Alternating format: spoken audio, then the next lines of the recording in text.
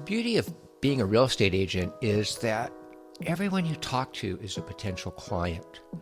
And I think we forget that sometimes. I think we think that clients have to come through us through advertising, or maybe they're showing interest in a property, or they've decided to get out and buy and they reach out to you. And so we often think of clients coming to us rather than us going to potential clients.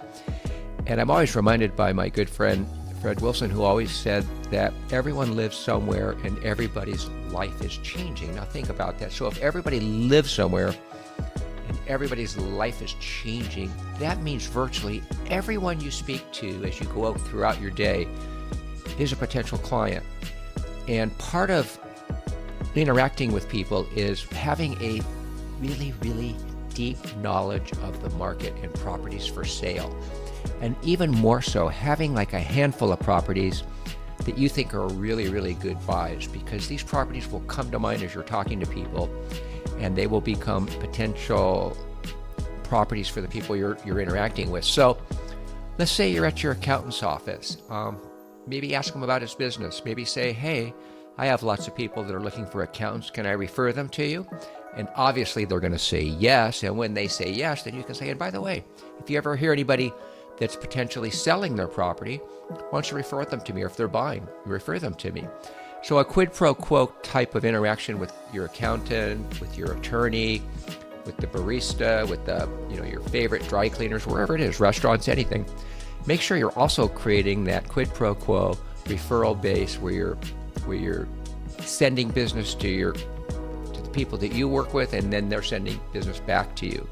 So for me, you cannot judge a book by its cover. Like one of the most amazing things I'd ever done was I was heading from my office to the restroom, and I ran across Jamie, who had his trash can with him and his mop, and he's the one that keeps the place clean. And I try to be nice to everybody. And so I said to Jamie, how you doing? How's your day going? Jamie says, great, And then I don't know where this came from. And I said, well, Jamie, I said,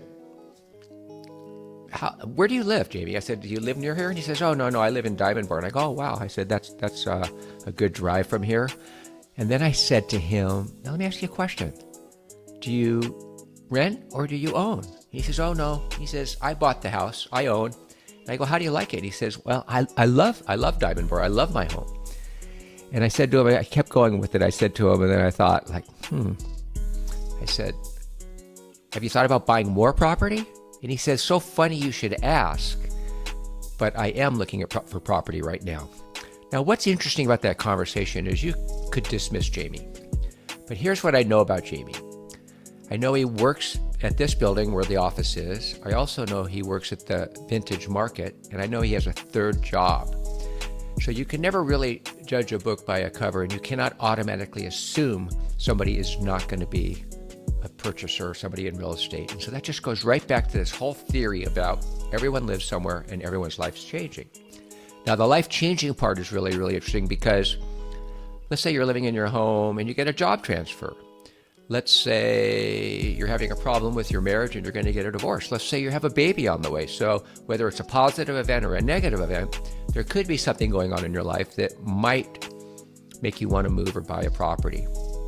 Another funny example is I was on a recruiting appointment. I was in Texas, in Dallas, and I was with our manager, Concho Minnick, and we were interviewing an agent. And the agent was talking about, well, gee, how do I generate business? And the thought came to me right there and then that everyone lives somewhere and everyone's life is changing. And so our server comes up to us and he walks up, and I look at him and I go, hey, I said, how long have you been working at the restaurant? He says, oh gosh, I've been here about 5 years. And I said, amazing. I said, do you live nearby? And he says, yeah, I just live in the community, down the way. And I said, fantastic. And then what did I ask him? Do you rent or do you own? And of course he said, I own. And then I thought to myself, well, let's ask the next question. I said, how are you doing? Do you like it? He says, I really love it, but I'm thinking of moving to the community next door and putting my house on the market. Voila, right in front of a recruit. So I think what's important for agents to understand is that prospecting can occur at open houses. It can be door knocking. It can be through marketing and mailing. It can be through all sorts of proactive, specifically intended types of real estate marketing and prospecting.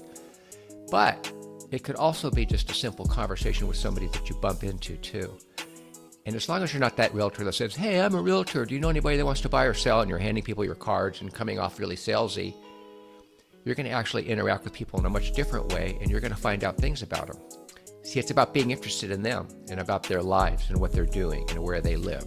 And those kind of conversations are the ones that bring forth good conversation about potential real estate transactions. And at the end of the day, I'm not here trying to force myself on anyone. It's more about trying to discover who wants to work with me and are they thinking about transacting in real estate.